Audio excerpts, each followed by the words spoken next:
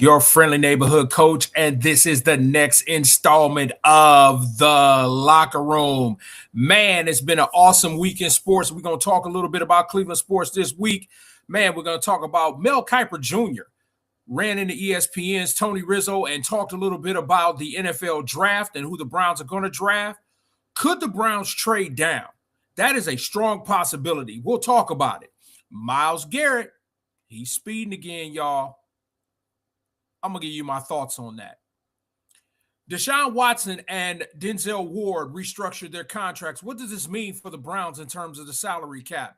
And Quinshon Judkins speaks about Todd Monken. We're going to get into that. The Cavaliers came back and they beat the Pistons at home. We're going to talk about how that game went. There were some comments that was made after the game.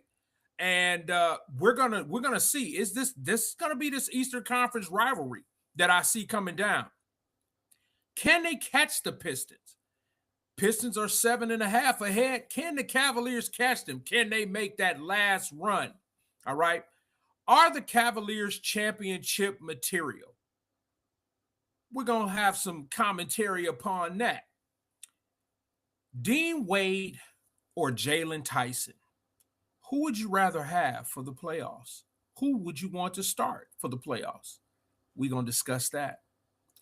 Jason Tatum has returned. Does this make a change in the Eastern Conference? Yay or nay? And then my coach's rant today. Shedeur Sanders, marketing genius. I'm going to break that stuff down. So if you're ready, get buckled up, sit back, and drink your favorite beverage. Let's get into the Locker Room. The Locker Room is sponsored by Road Dog Health and Wellness. Listen, y'all, I told y'all before, and I'll tell y'all again. I'm a licensed personal trainer, and the thing is, this is the new year. We want to become a new person. If you're tired of looking the way that you're looking, you want to do something about it. I want you to go to RoadDogHealth.com. Sign up for a consultation. If you sign up for Road Dog Health and Wellness, I will waive the consultation. That is RoadDogHealth.com. And also, Preston Bless Juicing is on there where you do and you can receive healthy juices for whatever ailment that you're dealing with. So just go to RoadDogHealth.com. That's RoadDogHealth.com. All right, y'all, let's get into this. Let's go. So, ESPN's Tony Rizzo, shout out to Tony Rizzo on ESPN. They had Mel Kiper come on, and Mel Kiper talked about the Browns NFL draft. Now, right now, they're sitting at 6-24 in the NFL draft that is going to be coming up. And so Mel Kiper stopped in, and he talked about it a little bit with ESPN's Tony Rizzo.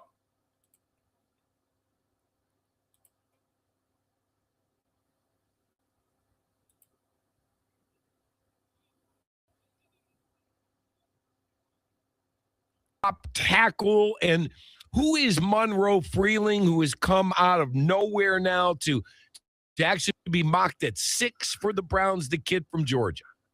Well, he's got the one thing that the others don't. He's a true tackle. He's a true left tackle prospect because he has all the skills that you wanted. You know, I mean, think about this kid: 6'7.5", 315, tremendous athletic ability. He's still young. He's still developing. He's still got some work from that standpoint, but he's got 35 arms. So, you talk about Spencer Fano with 32 and an 8. So, at the end of the day, you're talking about arm length being an issue for some of these guys where it's not for Freeling. So I think that's where, again, that's why he's moving up to the point where you're right. He could be in the mix to be a top 10 pick. Field Yates and I just did a rapid-fire mock. Check out where he went in that rapid-fire mock.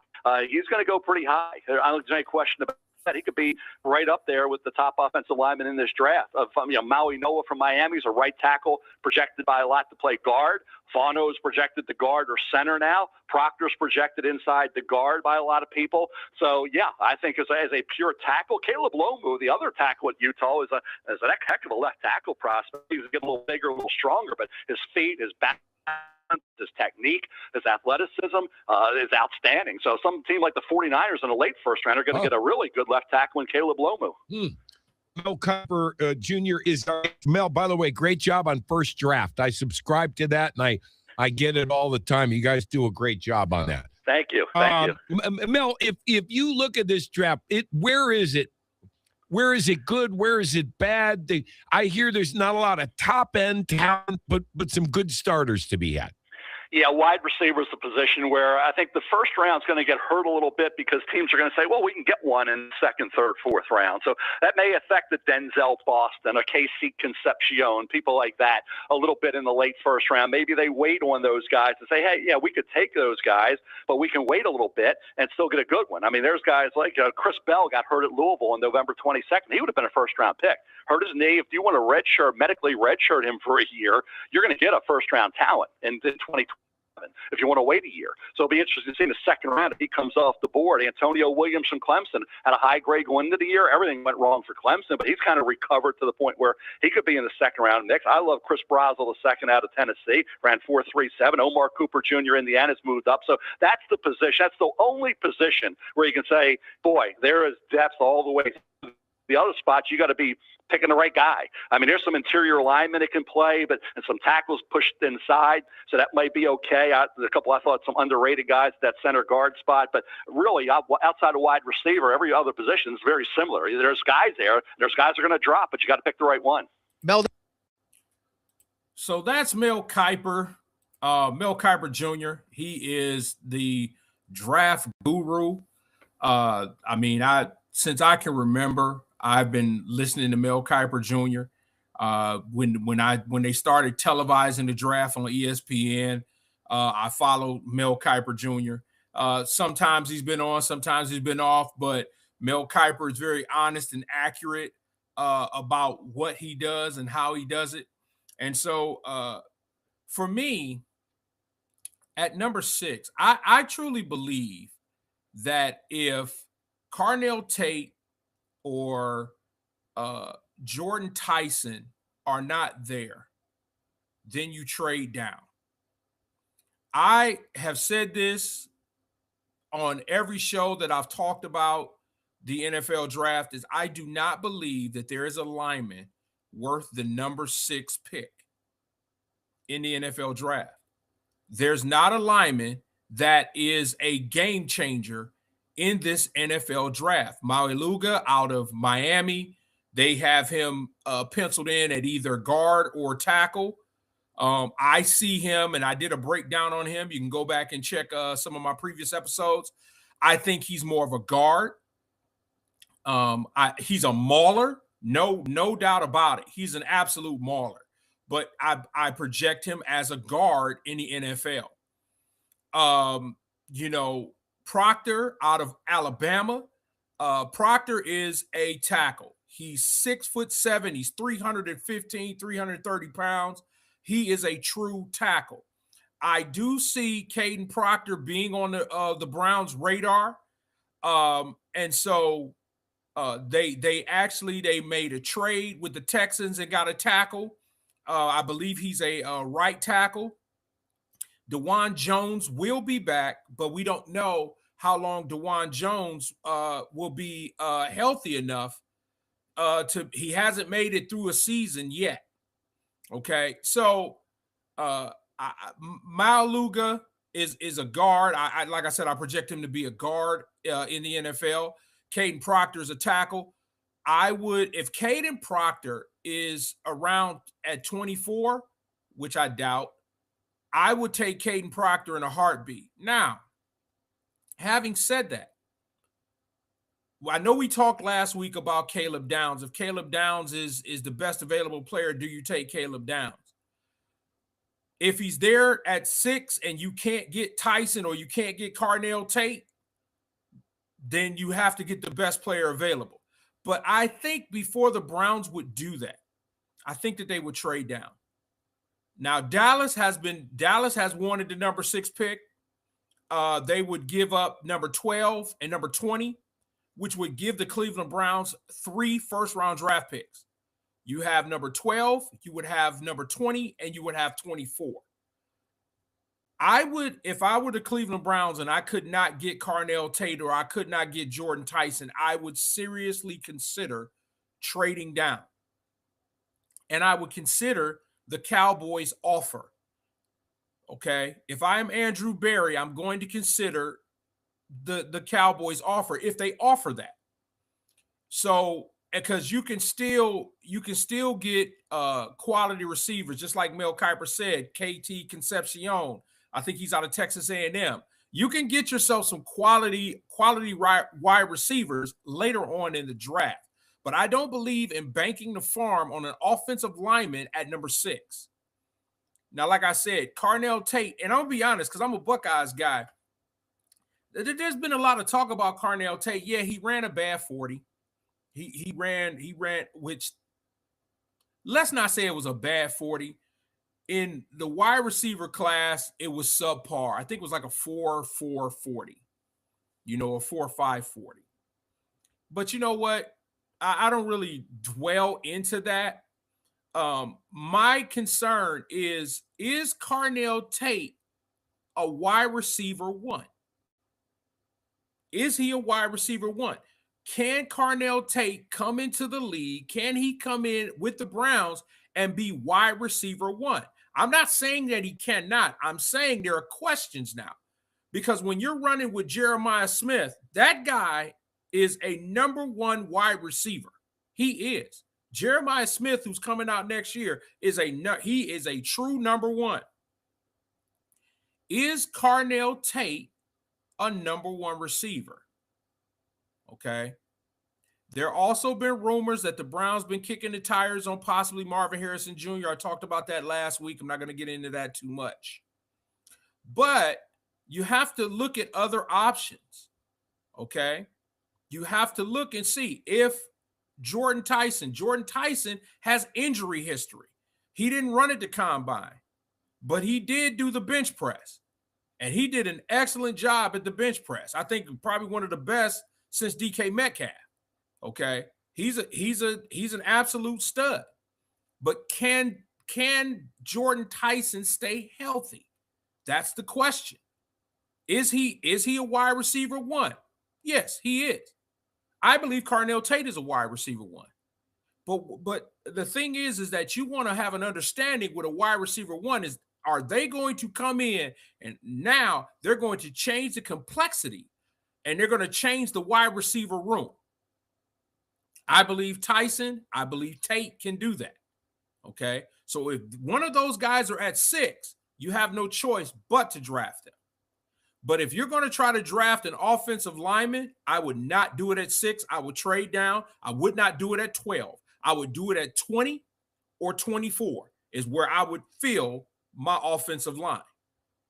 Okay.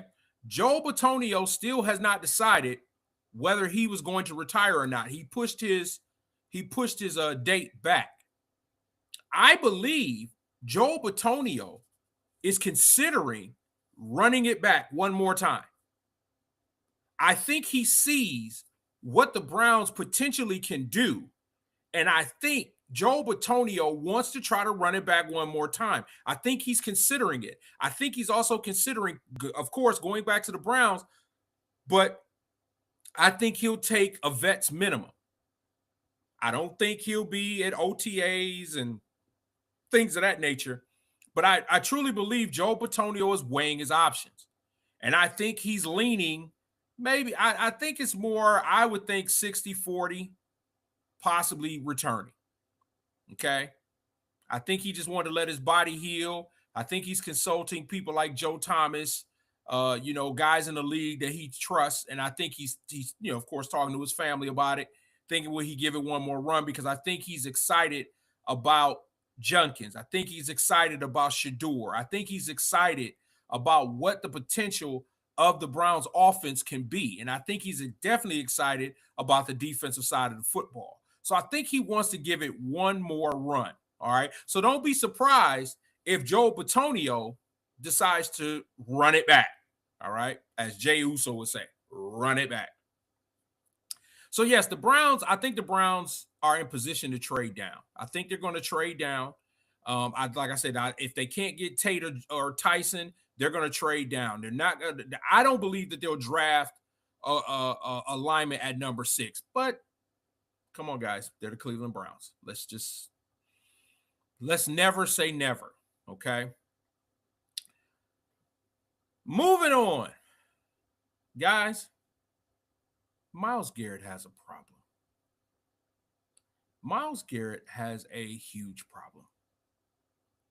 Myles Garrett has a need for speed.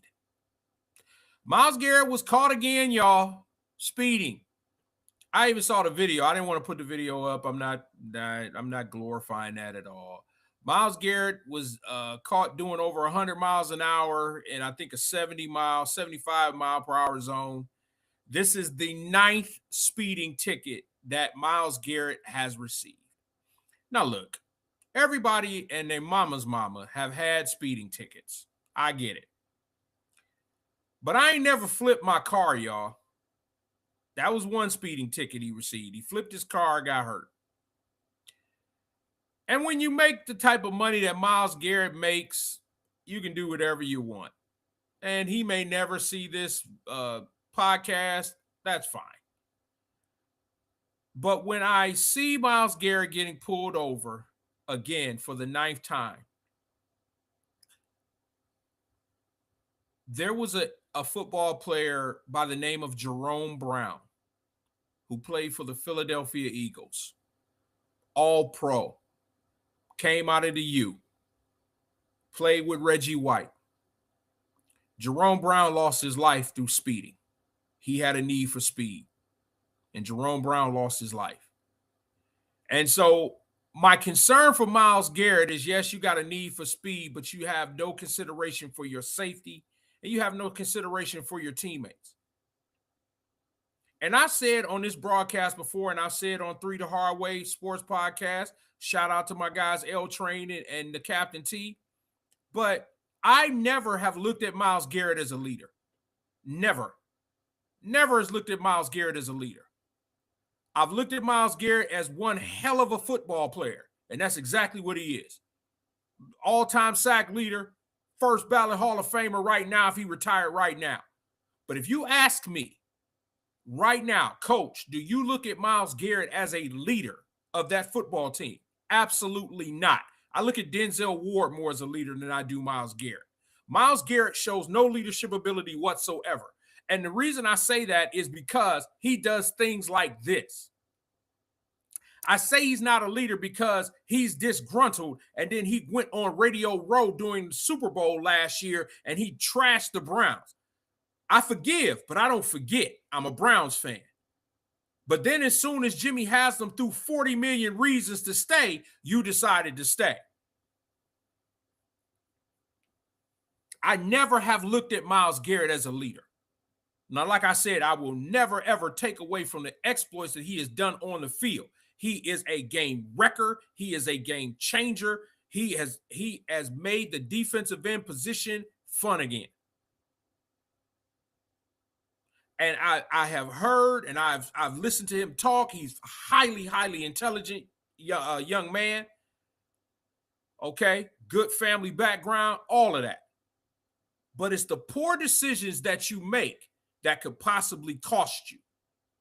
And Myles Garrett doesn't see that. He doesn't see that. Yes, he's young. He's got money in his pocket. He understands that. But you got to look at the bigger picture. You have to look at the bigger picture. The young man at the University of Colorado just lost his life. He wasn't speeding, but he lost his life behind the wheel of a car. We have to take in consideration not just our health and well-being, but what we're doing in terms of the people that are surrounding us. So no, I don't look at Myles Garrett as a leader. I've never looked at Myles Garrett as a leader, and nothing's going to change my mind, Myles Garrett being a leader, because he does things like that. So that's my little diatribe with that. Myles Garrett got caught speeding again. He's got the money to pay the fine. Hopefully they don't take his license, because that, when you've been pulled over 9 times for speeding, then they don't care about your money. They'll take your license, and there's nowhere for you to go. All right. So L Train comes in. What's up, L Train? are all of those things that Myles Garrett has done a distraction for the Cleveland Browns leading into the season next year? No. No, they're going to look past. He's been pulled over 9 times. So that means, and I've only known of a couple occasions. This one that he got pulled over, and when he flipped the car that one season. I didn't know about the other 7. So that means it's repetitive. It's constant. And like I said, he's young. He's got a lot of money. You know, I get it. But like I said, the young man from Colorado, the quarterback from Colorado, just lost his life. I will never forget Jerome Brown. And Jerome Brown losing his life driving fast. Slow down, Miles. Or if you're in that love, in so much love for speed, do what Michael Jordan did. Go ahead and invest in a NASCAR team and go ahead and get your need for speed. You got enough money, go to the local track, get you a car and drive around the track real fast. And I'm not saying it because I want Myles Garrett to be on the field. I'm saying it like an OG would tell a young dude, hey, man, one of these days, that knee is going to catch up and it's going to bite you in the behind. But do I think it's a distraction for the Cleveland Browns? No, I think they just move past it. What is Jimmy Haslam going to say? What is Andrew Berry going to say? He got 40 million reasons to do what he wants. And he's going to do that. Okay. Moving on, Deshaun Watson and Denzel Ward restructured their contracts. What does that mean for the Cleveland Browns? Well, what does that mean is it frees up about $36 million. Okay. They keep kicking the can down the line for Deshaun Watson. Eventually, they're going to have to pay the piper. Now, understand when you restructure contracts that when there is guaranteed money that you're paid up front. So you get that money right away. So each time that they have restructured contracts, there is money that those players will receive. So Deshaun Watson's restructuring his contract is just giving him money up front. So Denzel Ward has done this before. Denzel Ward has restructured his contract before. So what does that do? Because Andrew Berry is talking about putting all resources in the offensive side of the ball. Okay. And talking about Deshaun Watson, saw some video of him working out. He's very healthy. He's going to get a shot, y'all. I'm not going to sit up here and poo-poo and fluff it away. Deshaun Watson is going to get a shot to be the Browns starting quarterback. Now, does that mean that I believe that he will? No, I think eventually Shedeur will get the job. It's Shedeur's job to lose. And I think Shedeur knows that. Okay, that's why when I get into my coach's rant, you guys will see. But Watson and Ward have restructured their contracts, which frees up money for the Browns to be able to maneuver and sign some free agents and sign their rookies. Okay. On a side note, Max Crosby was traded to the Baltimore Ravens, guys. Baltimore made a splash and traded for Max Crosby. Gave up a couple first-round picks, okay, to get Max Crosby. I think Max Crosby is a tremendous football player. That is a big get for the Baltimore Ravens. However, the Baltimore Ravens got some bigger challenges. Tyler Linderbaum, their center, is a free agent. They got to try to sign him. Lamar Jackson, they got to try to make Lamar happy. There's some things that's about to take place in Baltimore. Baltimore got some, they like Ricky Ricardo used to say to Lucille Ball, you got some splaining to do. They got some things that they got to do, okay, to make this team whole. But Max Crosby's a start. Max Crosby is a game wrecker as well. Got a high motor.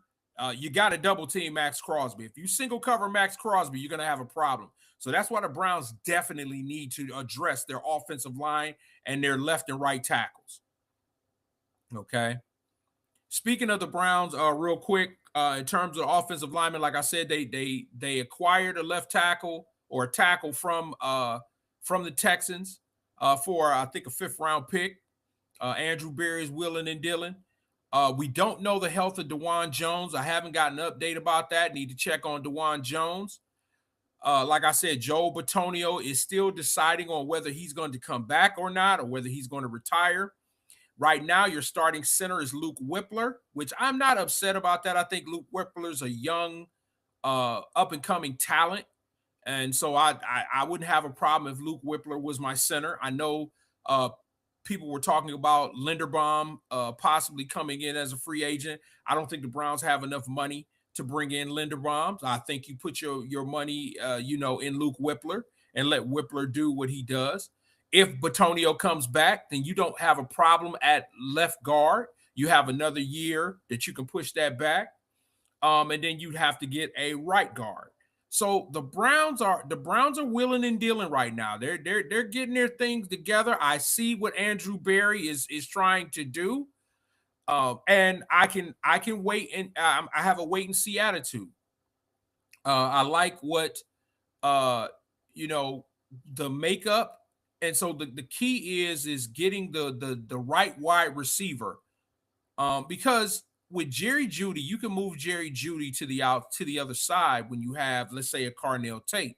So you're looking at Tate, you're looking at Jeudy on the outside. Isaiah Bond is your slot. You have Harold Fannin Jr. at your tight end. That's a solid core. I'm not gonna even lie about that. To me, that's a solid core. Okay. So look into that. Guys, do y'all know Quinshon Judkins has spoken? Now, Quinshon Judkins got hurt toward the end of the season, but he was on a podcast with Caleb Downs and his brother, and he talked about Todd Monken. And he spoke about Todd Monken. And so let's take a listen to Quinshon Judkins as he talks about his head coach.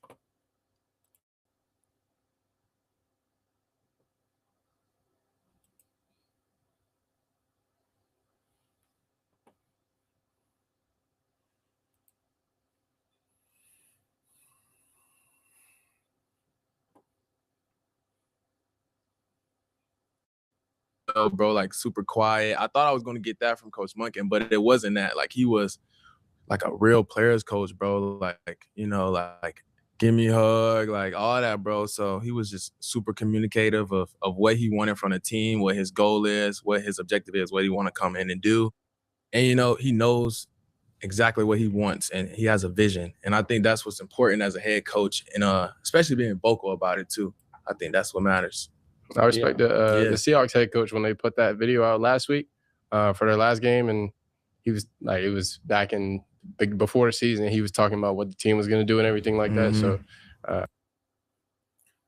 So that is Caleb Downs. That is Quinshon Judkins talking about Todd Monken and how Todd Monken was different than Kevin Stefanski, and I'm glad that Quinshon talked about Stefanski, but didn't really name Stefanski. He said his previous coach.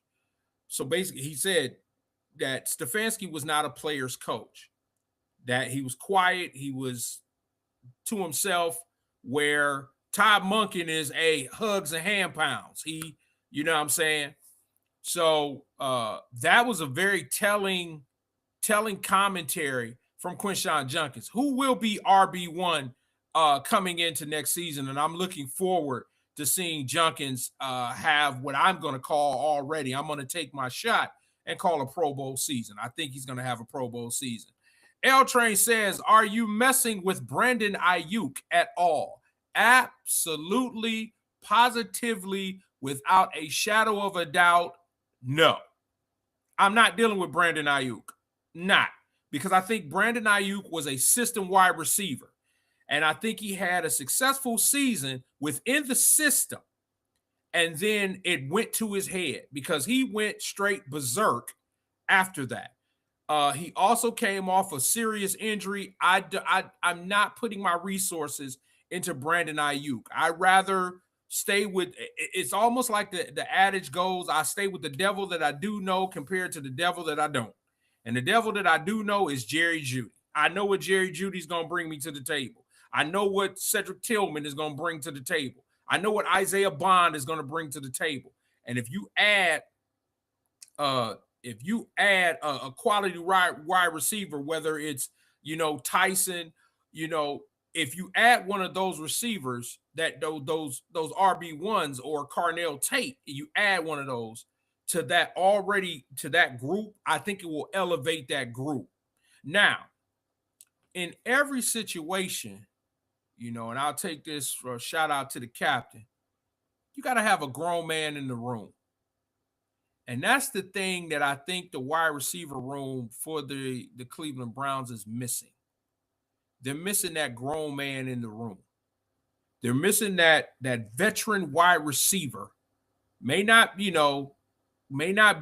number one anymore, but that veteran that's going to walk in and tell Jerry Jeudy to sit down and shut up. That's going to tell these young cats, hey, y'all ain't really accomplished anything, so y'all don't have anything to talk about in this sport.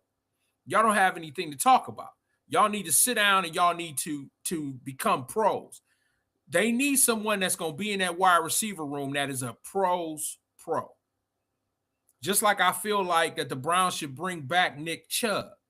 Not to have Nick Chubb as RB1, but Nick Chubb is a grown man in the room.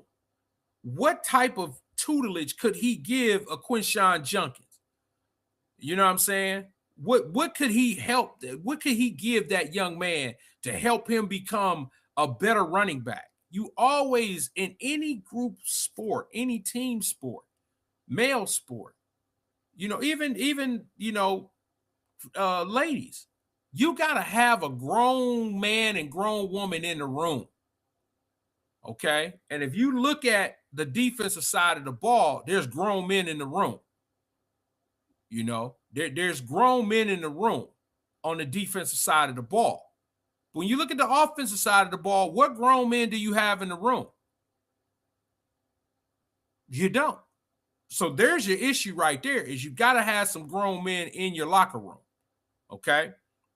But very telling what Quinshon Judkins talked about. That was a very telling statement that he made, that, hey, Todd Monken brought something different that he wasn't expecting.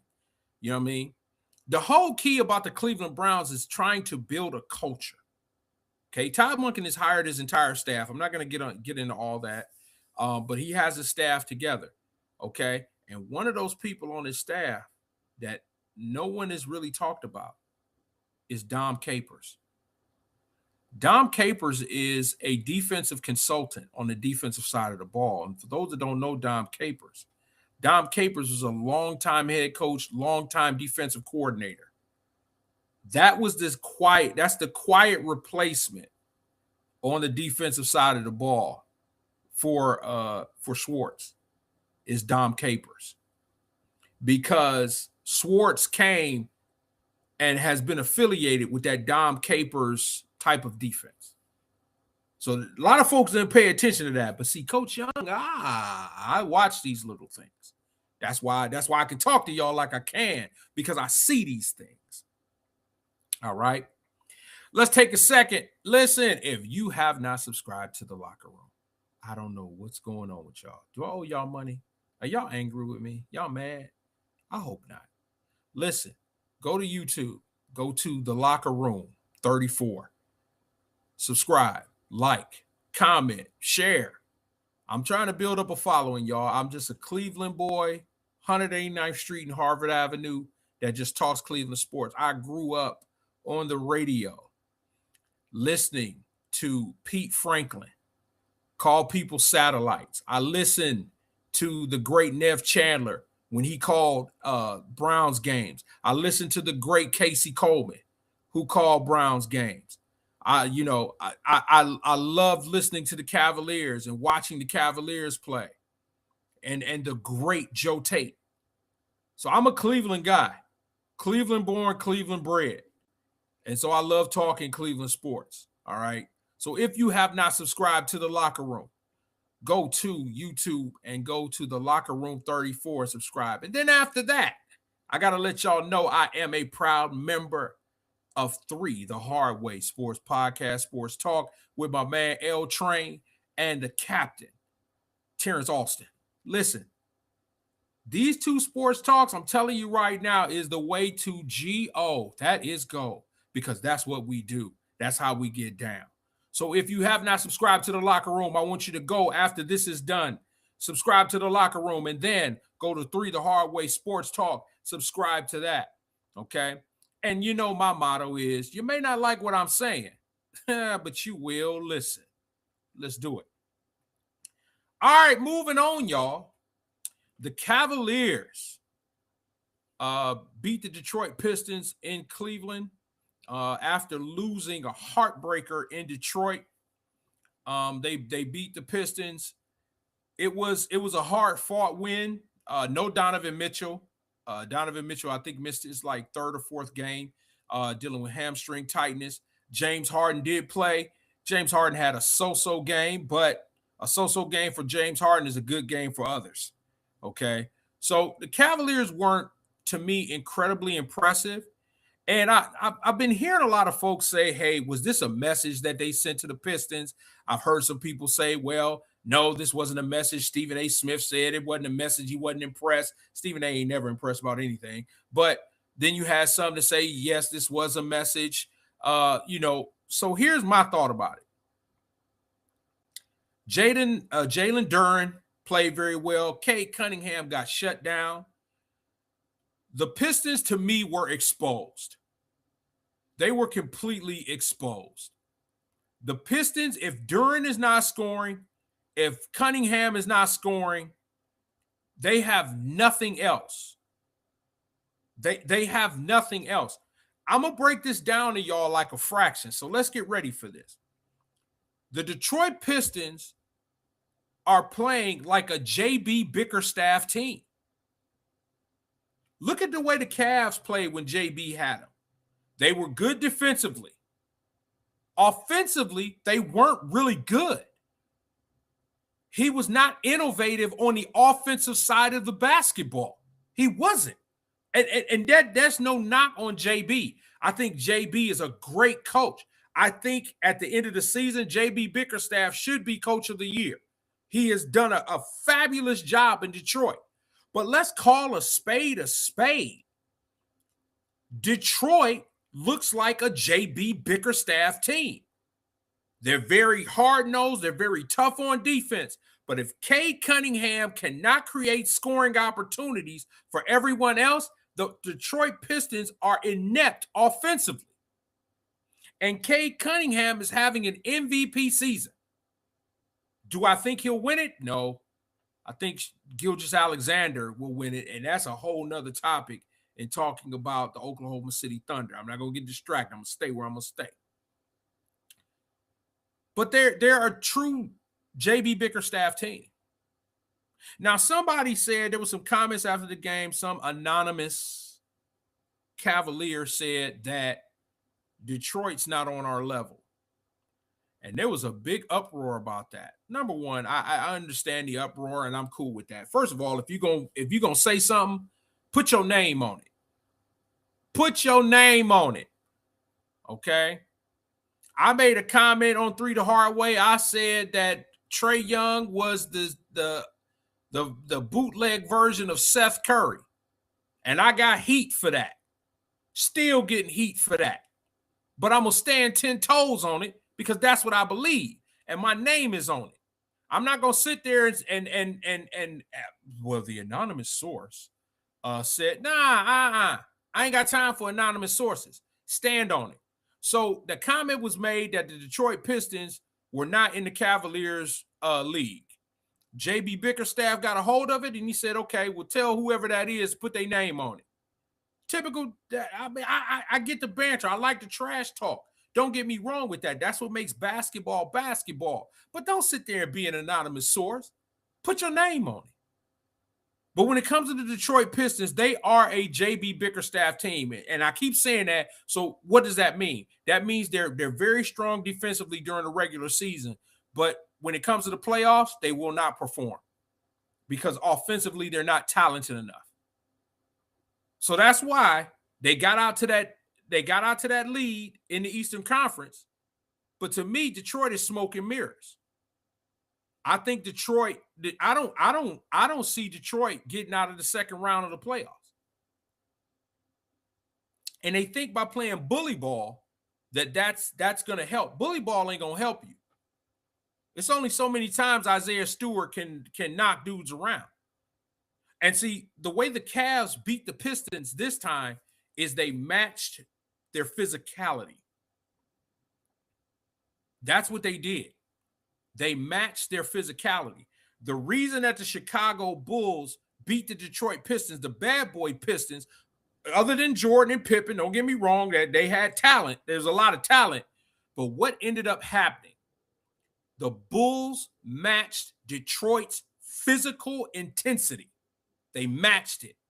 They matched that intensity, and that's how they were able to beat Detroit, because that's all that Detroit had at that time. They had talent, but they beat people up. They had physicality. They were more physical than teams.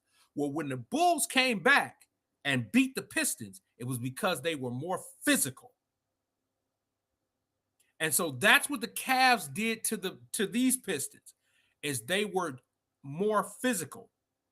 And it was led by Jalen Tyson. Jalen Tyson got into Cade Cunningham's shirt, and he stayed there all night long. Dennis Schroeder got in people's chests. Keon Ellis got in people's chests. The Cavaliers are more physical now. Now, I'm not saying Jared Allen is. I'm not saying Evan Mobley is. Jared Allen's been playing pretty well. Got a knee contusion. He should be back. Evan Mobley is Evan Mobley. I think Evan Mobley is now comfortable being the third or fourth option. Now, I can get into that in another podcast, because I've tried to tell y'all that is the mentality of Evan Mobley. Evan Mobley does not want to be the man. He does not desire to be the center of attention. He's just a jag, just another guy. He wants to just play. That's all he wants to do. He don't want a whole lot of offense run through him. I already see it. Okay? Now, what I will give him credit on is during the Pistons game, they tried to put smaller guys on him. And I've seen New York do that. There are teams that put smaller guys on Evan Mobley because they don't see Evan Mobley as a post threat. Well, Detroit did that, and Evan Mobley went straight into the post. And he made them pay for that. And I appreciate seeing him do that. I really do, because that's what he needs to do. If you're going to disrespect a big by putting a smaller guy on them, I'm going to punish you. I'm going to make you pay. And that's what Evan Mobley did. So I listen, y'all know I light Evan Mobley up, but I will come to his defense at any given time. Okay. Now, can the Cavaliers catch the Pistons? The Pistons are about 7.5 games in the lead. Can they? There's about 19 games left. I think I checked the schedule yesterday. There are about 19 games left. I don't think they can catch the Pistons for the number one spot, because all the Pistons have to do is maintain. It would have to be a monumental collapse for the Cavaliers to win, the regular season. But I do see the Cavaliers being in that 3-4 hole. I think that is a perfect spot for them. If the playoffs were to start today, they would play the Toronto Raptors. If there's any team that gives me a sense of pause because we just don't match up well with them, is the Toronto Raptors. It's just something about Toronto that we don't match up well. I'm not afraid of them, not at all. I think Scotty Barnes is not as good as people advertise him to be, but that's me. But the Cavaliers are in a good spot. I said this in the previous broadcast, is I don't see Kenny Atkinson worried about winning the Eastern Conference in terms of the regular season. He's been there, done that, wrote the book. I don't think he cares about that. I think he cares about more of the Cavaliers being healthy and having himself ready. Speaking of health, I've said over this broadcast that I didn't think Max Strus was coming back. Did get a report, and I'm glad I'm wrong. Max Strus will be back very, very soon. He has been practicing with the team, and so Max Strus is going to make a return. Now that's going to cause a conundrum, and what do I mean by that is, I for the playoffs, who sits? You gotta, and Kenny Atkinson talked about that. You have a plethora of good players. So, and we'll talk about that in a second. I want to get to this question here. Cap says we don't need to catch Detroit. You're correct that Toronto poses a tricky matchup. Yeah, and here's my thing. I'm not really like concerned about if we catch Detroit or not. My thing is I just throw it out here. Could we? With a healthy Donovan Mitchell, with a semi-healthy James Harden, this team is different. The way Jared Allen is playing, he's playing out of his mind. I'm just hoping that he continues that. If Evan Mobley is going to be a Jag, at least be a serviceable Jag, okay? But now that Max Strus is going to return, that puts Kenny Atkinson in a kind of a bind. He's got to decide who he wants to play and who he doesn't. He's got to decide his rotations. He talked about that a little bit yesterday at his press conference. And so, the question that I will ask in a moment is, what is your playoff five? Who are you starting? But before I get to that, are the Cleveland Cavaliers championship material? Do you think that they're good enough to make the championship? Here's the Ultimate Cleveland Sports Show. Let's see what G. Bush is saying. Jason Tatum, guys, expected to return to the Celtics very soon. Mm-hmm. Maybe as early as today. Mm-hmm. He might be. There's reports he might play his first game of the season today. Which means maybe he plays his first game Sunday against the Cavs. Right, they're playing the Celtics on Sunday. Isn't that correct? Yes. Yeah. How does Tatum's return impact the Celtics' chances of winning the East? And, of course, how does it affect the Cavs' chances of winning the East? Are you, like, we were feeling a good vibe about the Cavs, although they got a ton to prove in the playoffs. Is that vibe less there, vibey? G. Bush? No. You're not less vibey with Tatum coming back? Hey, listen, man, under no circumstances. Like, I get it. This is basketball. It's different from football. Deshaun Watson missed like 2 years with his Achilles, right? Mm-hmm. Jason Tatum is coming back in 10 months. Now, I don't wish nothing bad to happen on nobody, and maybe he might be a superhuman. Maybe he may just heal. He got the Wolverine X Factor. Maybe he might be Deadpool. Regeneration. Matter of fact, he might be the Hulk. Those are you see what I did? Those are regeneration type guys. I hear you. Okay, good health. But if you think that if you let Jason Tatum come back and smoke you, and he ain't played in no games, he out of shape, and he came back in 10 months, you ain't no title contender. You're supposed to have him together.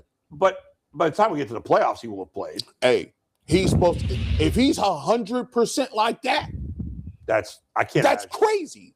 Like I have never seen. Think about it. Kyrie Irving calendar 2 years. Halliburton ain't talking about coming back. He's like, he tore his a lot later, didn't he? Yeah. When did Tatum tear his Achilles? Was it in the playoffs? Yeah.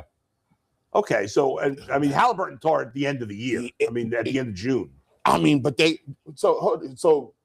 Tatum tore the round prior to the conference finals, correct? I'm looking it up now, but he tore it in the second round against the Pacers. May 12th. So it was 5 weeks really before Halliburton, 6. But the Pacers stink, right? So that he wouldn't talk about coming back. Yeah. If the Celtics were having a bad year, I doubt Tatum would be coming back. Probably true. But they're having a good year with it. Yeah. Now you could look at this as is there any way it's a negative? Because this team has rallied around Jaylen Brown being the man this year. And he obviously has always wanted that. Is there any downside to this? What do we think? So that's G. Bush, a little bit of Adam the Bull. And what they're talking about is, because Jason Tatum did return, does this change the Cavaliers in terms of their championship run? Jason Tatum actually had a pretty good game last night. I think he had 15 points and 12 rebounds, coming back from Achilles tendon injury. But I do agree to a certain extent with Bull. I think the chemistry is going to be thrown off because Jaylen Brown was the man. He's another one that should have been in MVP conversation. And so I don't think this changes the Cavaliers in terms of championship material. I think for me, I just need to see a little bit more. It's something that's just not there yet. Could it be Evan Mobley? I don't know. I mean, Jared Allen is giving you a double-double every night now, more aggressive. Jalen Tyson is that dog. He's got that dog in him. He's not necessarily a goon, but he's that dude that, he will get in your chest. He will get up in you. Naquan Tomlin will get up in you. Keon Ellis will get up in you. Schroeder is crazy. You got to have a little cray-cray on your team. And Dennis Schroeder is crazy. You got the X Factor to me, Craig Porter Jr.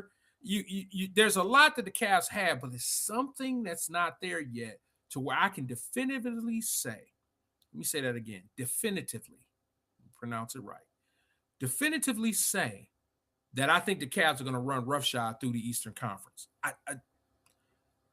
I honestly think that you don't want to see them in a 7-game series. And I just want to see more. Maybe it's more out of James Harden. I don't know. It's something that I need to see. Are they championship material? They're almost there. They're almost there. I think these next 19 games will be telling.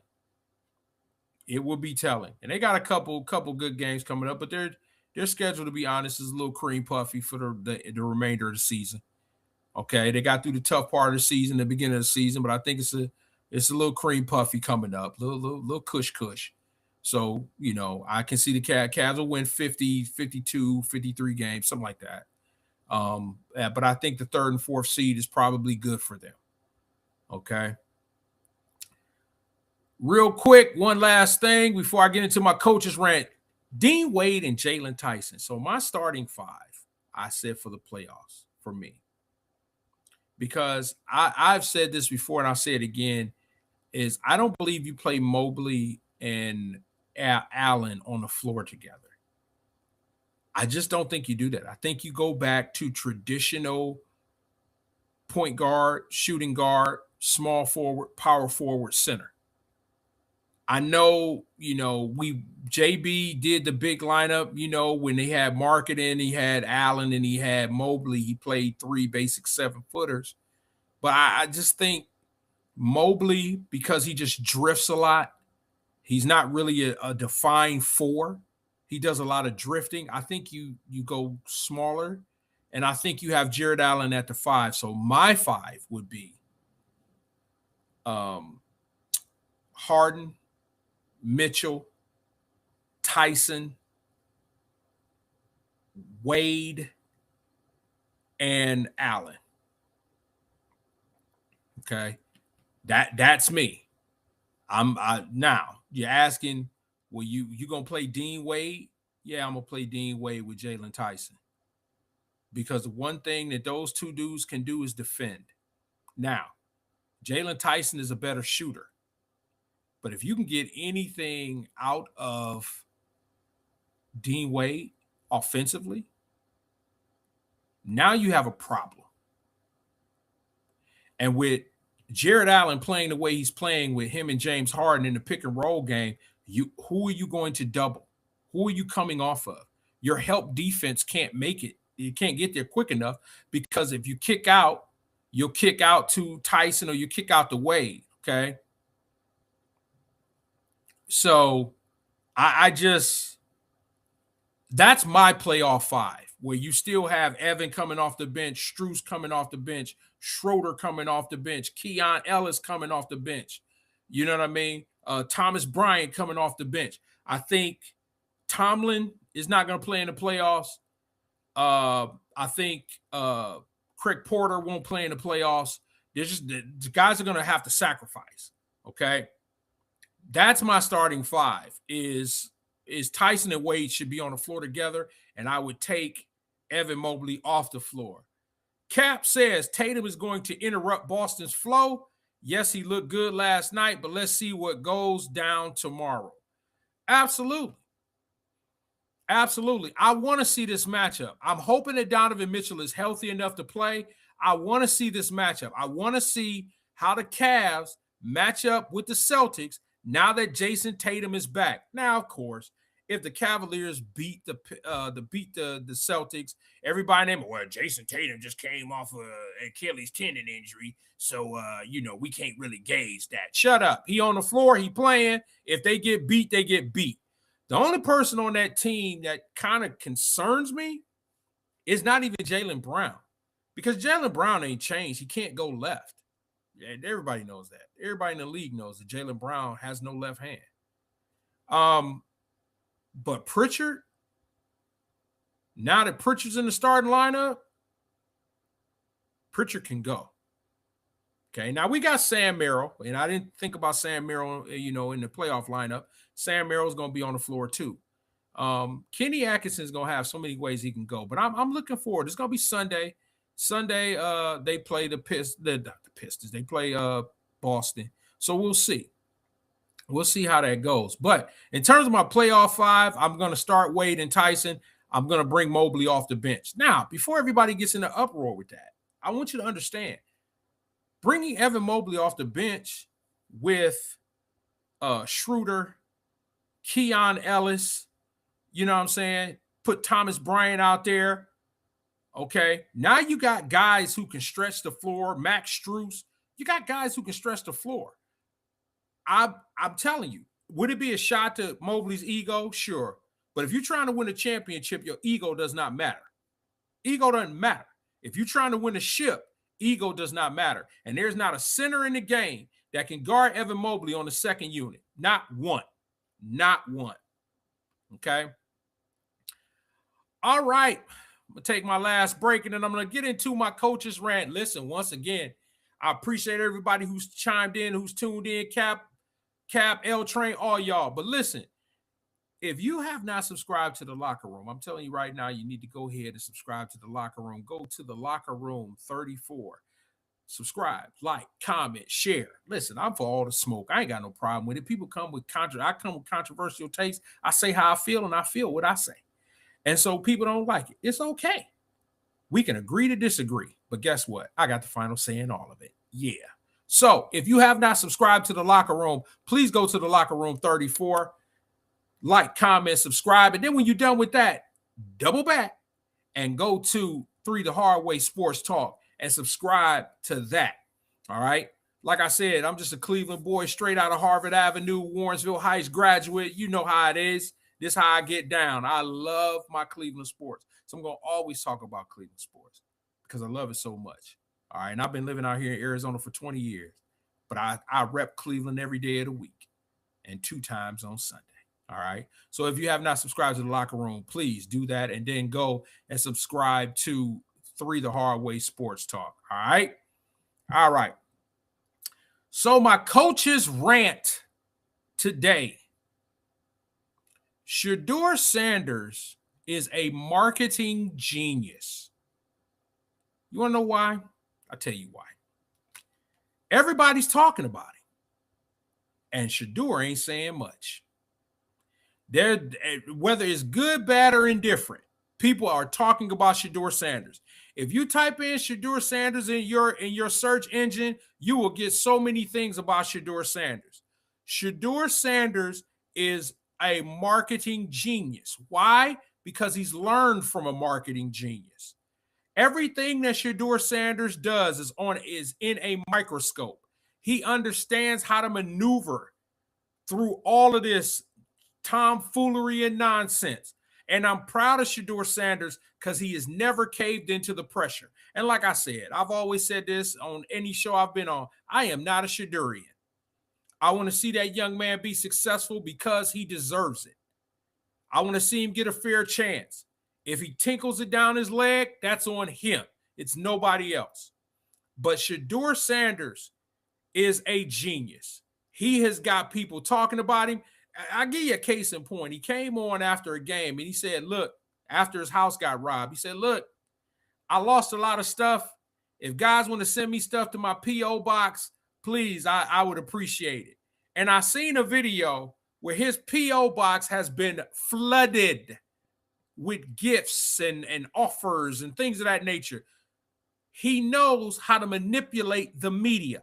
He's been taught by the best to manipulate the media. And he does it with a quiet confidence. He does it with a mindset of he will achieve what he desires as long as he stays humble. And he's done that. And so all of you fools out here in the Cleveland media who trying to talk him out of Cleveland, good luck, because it's not going to happen. Shedeur Sanders has cemented himself as a Clevelander. He has cemented himself within the inner city. He is the Pied Piper of the inner city youth right now. He goes to high school basketball games. He doesn't announce these things. He shows up there. He goes into the inner city, okay? He goes places where most people won't go to help people who are less fortunate. He understands the marketing side of what he's doing. So even if Cleveland wanted to get rid of him, they can't. He has the #1 jersey sale in the NFL. He's been to a Pro Bowl already. I don't care if y'all didn't like whether he earned it or not. He was elected by the NFL to go to the Pro Bowl. So the more that you hate, the more that there is congratulations to him. He understands and he takes your hate and he repackages it and he keeps pushing. Shedeur Sanders is a marketing genius. He has marketed himself into the starting quarterback position in Cleveland. And there ain't a darn thing that the Cleveland media can do about it. And that is my coach's rant. Listen, y'all, that's my time. I'm going to get out of here. Once again, if you have not subscribed to The Locker Room, please do so. Please go to The Locker Room 34 and subscribe, like, comment, and share. Listen, I will be back here same bat time, which is 11 o'clock Mountain Standard Time, same bat channel here on the YouTube. And listen, like I always say, you may not like what I'm saying, but you will listen and also love on somebody. Tell somebody you love them. Don't always assume that they know. I will